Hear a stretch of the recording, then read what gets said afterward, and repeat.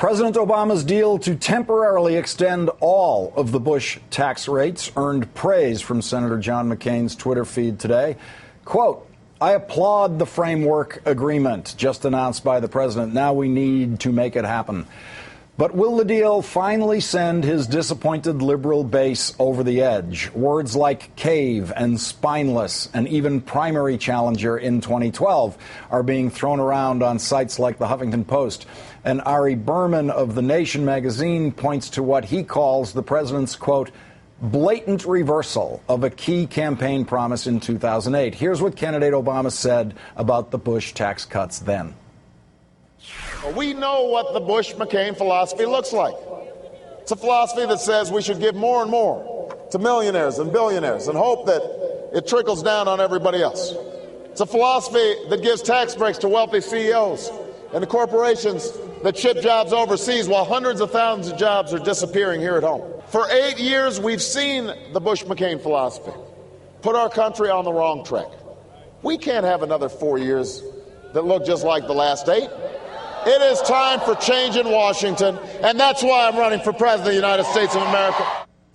As progressive groups urge the Senate not to ratify the Obama deal, will today mark a turning point for the growing divisions inside the Democratic Party. What Congressman John Conyers today called a, quote, fight for the heart and soul of the Democratic Party. President Obama challenged his left flank to stand by him. I know there's some people in my own party and in the other party who would rather prolong this battle, even if we can't reach a compromise. But I'm not willing to let working families across this country become collateral damage for political warfare here in Washington. And I'm not willing to let our economy slip backwards, just as we're pulling ourselves out of this devastating recession. Joining me now is Jim Kessler, Vice President for Policy at the Third Way, and James Galbraith, Professor of Public Affairs and Government at the University of Texas and the author of The Predator State, How Conservatives Abandoned the Free Market and Why Liberals Should Too. Gentlemen, let's listen to what President Obama said today about compromise. I have no doubt that everyone will find something in this compromise that they don't like. In fact, there are things in here that I don't like, namely the extension of the tax cuts for the wealthiest Americans and the wealthiest estates. But these tax cuts will expire in 2 years, and I'm confident that as we make tough choices about bringing our deficit down, as I engage in a conversation with the American people about the hard choices we're going to have to make to secure our future and our children's future and our grandchildren's future, it will become apparent that we cannot afford to extend those tax cuts any longer. As for now, I believe this bipartisan plan is the right thing to do. It's the right thing to do for jobs. It's the right thing to do for the middle class. It is the right thing to do for business, and it's the right thing to do for our economy. It offers us... Professor Galbraith, is the Obama Plan 2.0, which is now the Obama-McConnell-Boehner plan, apparently, the right thing to do? I think there was a very strong case for making a deal, and I think that the terms that the president got were in many respects considerably better than many of us thought would be the case. So broadly speaking, I was encouraged by a number of aspects of this deal. I think the cut in payroll taxes, which effectively reduces a major burden on working families, is a very useful thing. And it establishes an important principle, which is that you can substitute general revenues in the Social Security Trust Fund, which undercuts much of the case for cutting Social Security. Against that, the extension of the tax cuts for the wealthiest is very bad tax policy. It's very bad economic policy. It's totally ineffective. And the president said so. But if you're extending it for 2 years and under the duress of the situation that Kent Conrad explained a few minutes ago, I think the deal is defensible on the whole.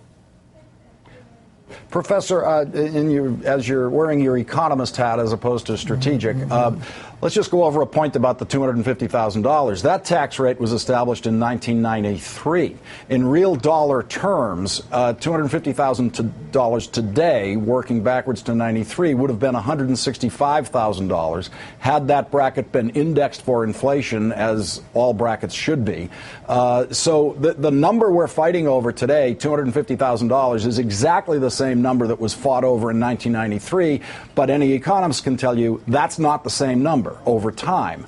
So why shouldn't the Democrats have from the start been arguing for a higher number here on that top bracket? I think your point is a very fair one. And what is really at stake here is the principle by which we have been living for the last 30 years, that somehow it's a good thing to have a relatively low marginal rate on the very highest incomes, that we're under a better tax system now than we were under in the 50s and 60s, when we had high marginal rates but on the very highest incomes. And the fact is the economy functioned better in that earlier period. But what you have to do when you design a tax system with that structure is to target those very high rates on truly high incomes and not have them anywhere close to the broad middle class. Jim Kessler, Adam Green, and Stephanie Taylor of the Progressive Change Campaign Committee said today that President Obama caved in the name of compromise. Was this caving in the name of compromise, or was this the only compromise available? Well, look, I think there's a lesson here, and the lesson is elections matter. When Barack Obama and the Democrats got elected in 2008, for 2 years, we fought with each other, but basically got a very progressive agenda through. We got health care reform through. That was an 80-year dream of progressives, and we got it done, and financial regulatory reform and stimulus package, et cetera. Now we just had an election in which there was a huge setback, and it matters. I don't love the deal that was struck. I don't like that we're keeping the Bush tax rates for the upper income folks.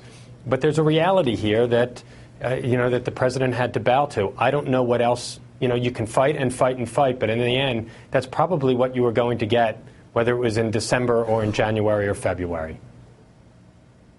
Professor Galbraith, why do Democrats always feel they are losing the debate when it comes to taxation? And they always adopt some variation on the Republican argument, adopting as much of the Republican position as they can, usually, in these debates.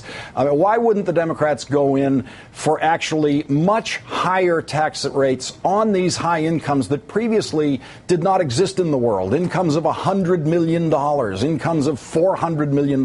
$1 billion are taxed at exactly the same rate as $251,000. Why do the Democrats give up on progressivity above a very low threshold like $250,000?